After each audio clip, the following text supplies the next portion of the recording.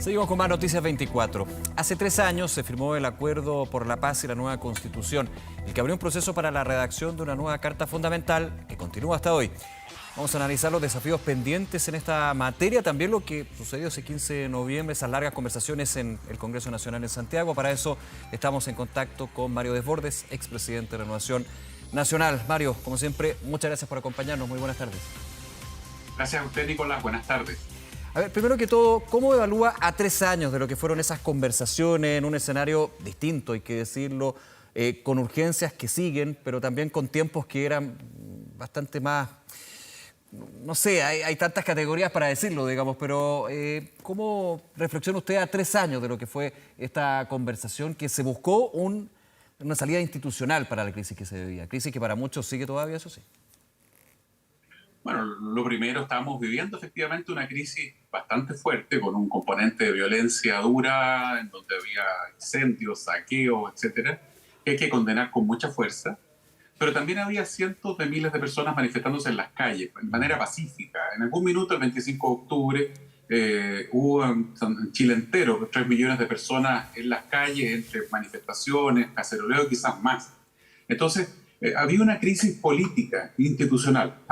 Dos extremos, ¿no es cierto?, tironeaban. Un extremo quería que esto se solucionara con la caída de todo el sistema político, incendiando, destruyendo, que era un extremo minoritario, que estaba en la calle muy violento. Y había otro extremo que pensaba que esto se tenía que solucionar con los carabineros o con los militares. Y por lo tanto había que poner mano dura, como decían ellos.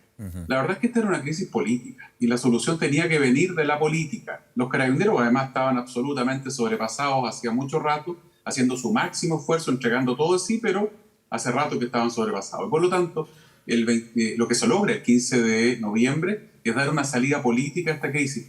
Hay mucha gente que se le olvida que el país estaba paralizado completo por miles de personas todos los días en las calles manifestándose, no solo por la violencia. En su minuto dije, mire, los violentos van a seguir en lo suyo, no les importa una nueva constitución, no quieren una salida institucional, Mario. Y por lo tanto este es un mensaje, este acuerdo para los manifestantes pacíficos. Y la gente que se manifestaba pacíficamente volvió a sus casas, el país volvió a la normalidad, tuvo un plebiscito de entrada, ganó por paliza el apruebo, yo voté apruebo, y luego la constituyente hizo su trabajo, un mal trabajo a mi juicio, en términos de resultado, y la democracia funcionó.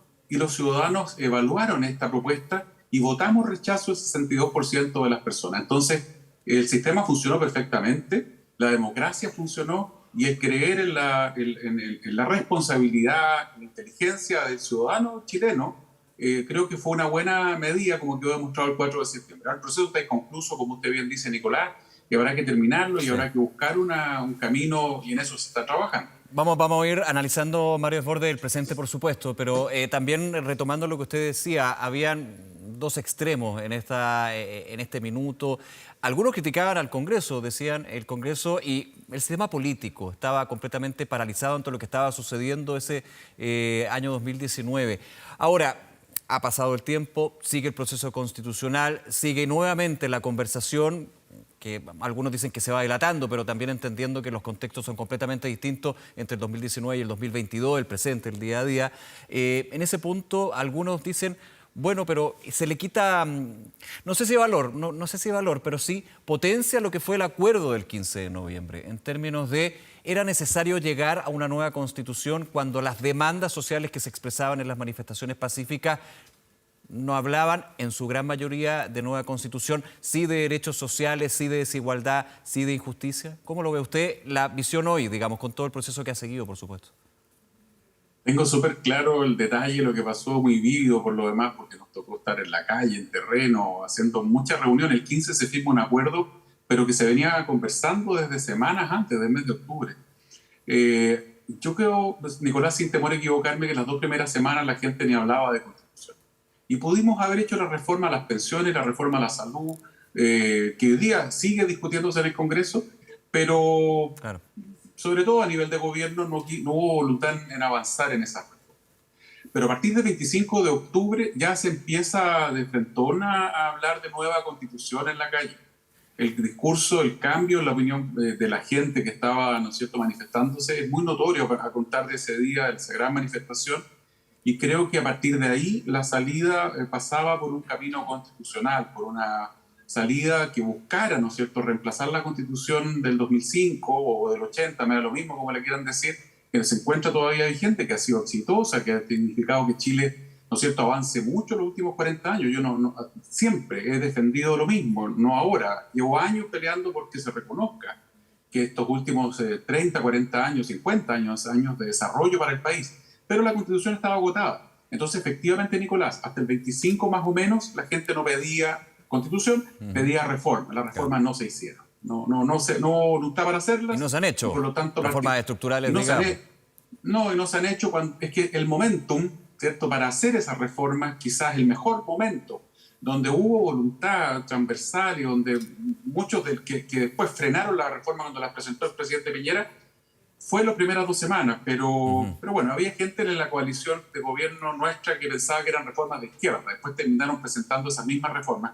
Con todo, bueno, ojalá esas reformas se concreten ahora y lleguemos a tener también una buena nueva constitución, porque en el plebiscito de salida hay varias encuestas que he visto, entre el 40 y el 50% de la gente que votó o votamos rechazo, lo hicieron pensando en esta oferta que hacía la centroderecha, la centroizquierda, los amarillos, que les decíamos, señores, voten tranquilos, rechazo.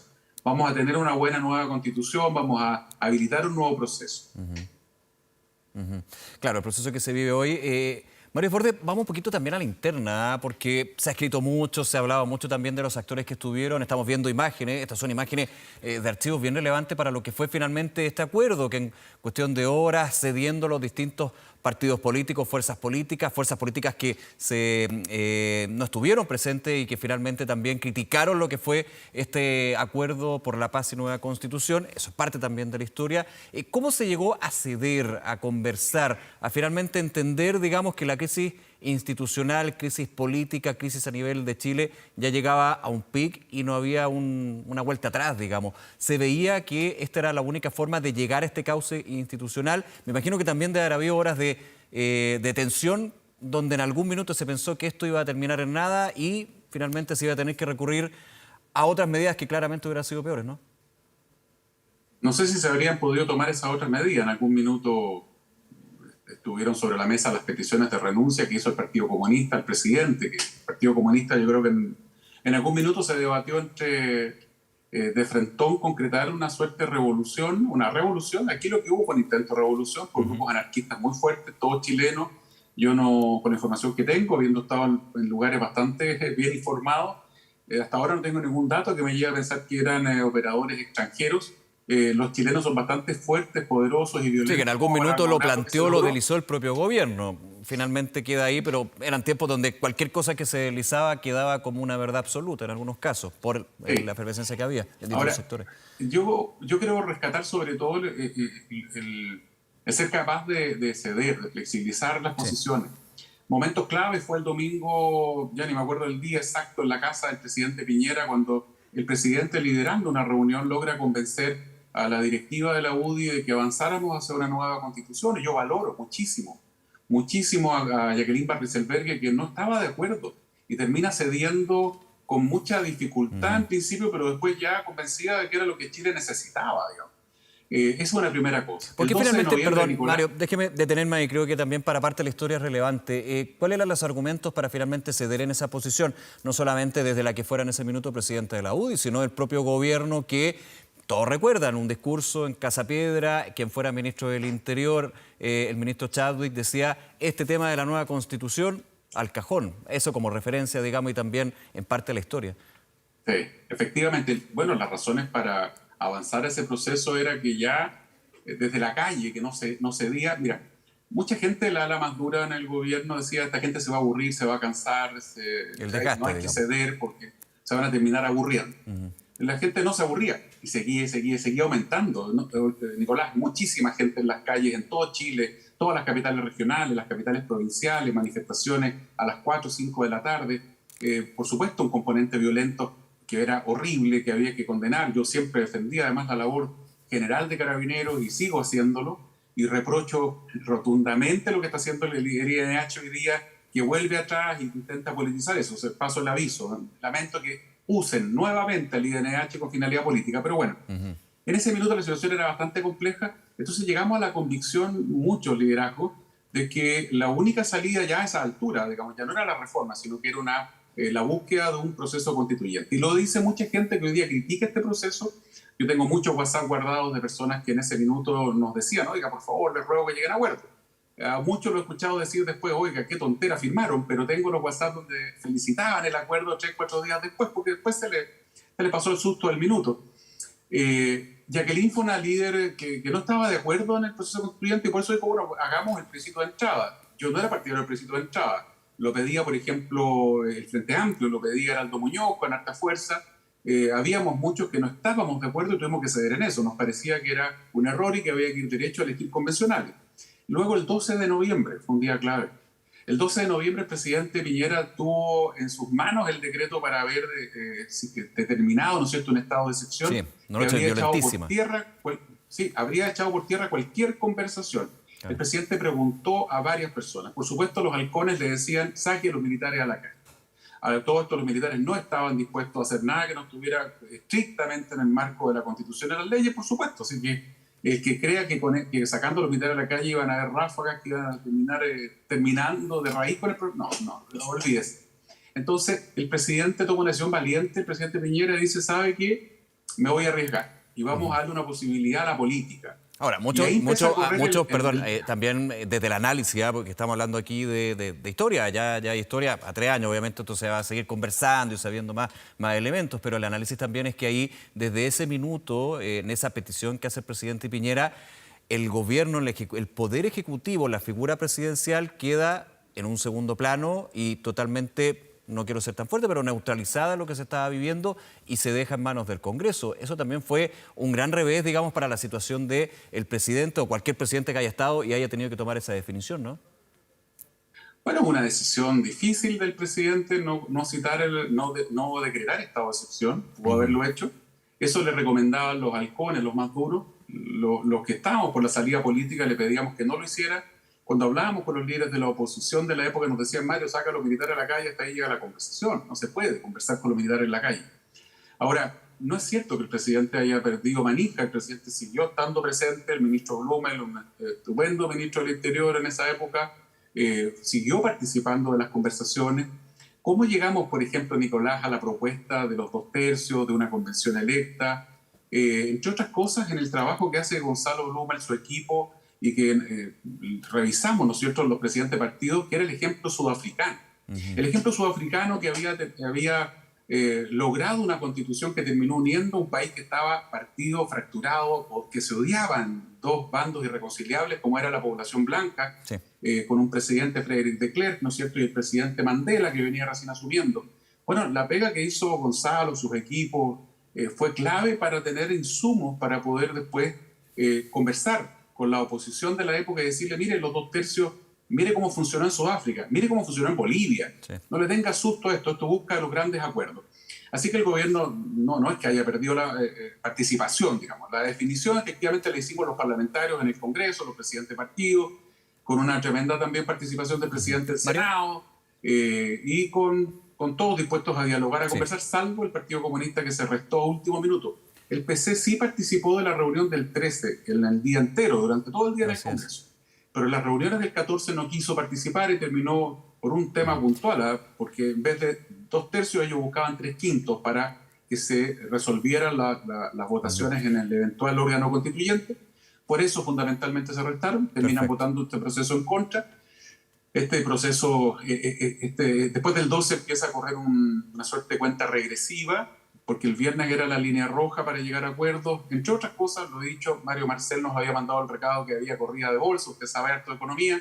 Si ese 15 no había este anuncio, probablemente se abría la bolsa de Santiago con una corrida inédita. Y con una eventual corrida bancaria de la época del 80, sí. Que habría sido tremendo.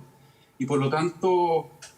interesante eso, interesante eso, me quedan unos minutos, podríamos estar conversando muchísimo, está súper interesante esto, Mario.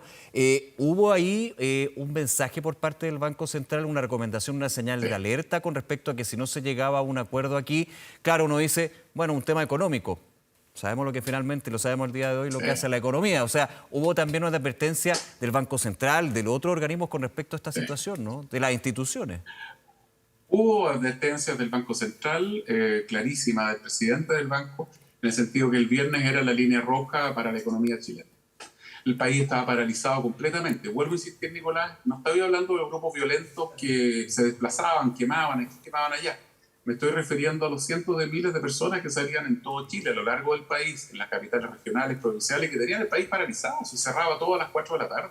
Claro. Y no solo por los grupos violentos, vuelvo a insistir, por los grupos pacíficos. Entonces, sí, el Central nos advierte, oiga, ojo, y dentro de las consideraciones que tuvimos sobre la mesa, por supuesto, las políticas, por supuesto que había que buscar acuerdos, por supuesto de que había que ceder, destacar al presidente Boric, en ese tiempo diputado, que fue capaz de pasar, ir más allá de su propio partido, Chile Vamos, que logra ir más o menos unido en la conversación, y una oposición que abierta al diálogo. Yo creo que la política estuvo a la altura y eso, Sí. no, cuando a los que nos gusta la historia, eso no lo han logrado todas las democracias que pasan crisis como esa.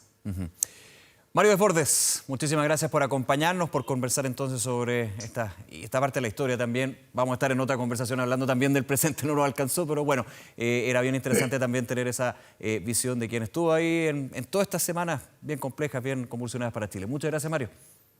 Gracias, Nicolás. Hasta Un luego. abrazo, esté muy bien.